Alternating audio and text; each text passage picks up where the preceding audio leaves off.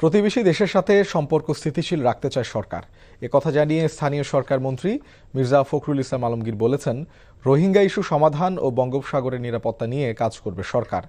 সকালে রাজধানীতে একটি হোটেলে বিভিন্ন দেশ ও দাতা সংস্থার প্রতিনিধিদের সঙ্গে মতবিনিময় শেষে সাংবাদিকদের কাছে এসব কথা বলেন তিনি। মির্জা ফখরুল বলেন, জ্বালানি খাতের সংকট মোকাবেলায় কাজ করছে সরকার। জ্বালানি সাশ্রয়ে গ্যাস উত্তোলনে ৩ মাসের মধ্যে টেন্ডার প্রক্রিয়া শুরু করবে সরকার। বলেন, বিনিয়োগের পথে প্রধান বাধা সরকারি সংস্থাগুলোর ধীর গতি, যা কাটিয়ে উঠে দেশকে বিনিয়োগ বান্ধব করতে কাজ করছে সরকার। রোহিঙ্গা ইস্যু সমাধানের পরিকল্পনাও জানান মির্জা ফখরুল ইসলাম আলমগীর।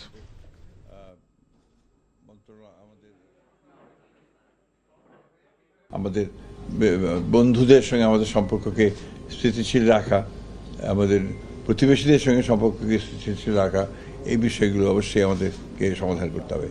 আরেকটি বড় সমস্যা যেটা আমাদের মধ্যে আছে, সেটা এখনও আলাপ হয়নি, হয়তো সম্ভবত আলাপ হয়ে রোহিঙ্গা ইস্যু। এটা আমাদের জন্য একটা বড় সমস্যা। এই সমস্যাটা আমরা সমাধান করতে চাই।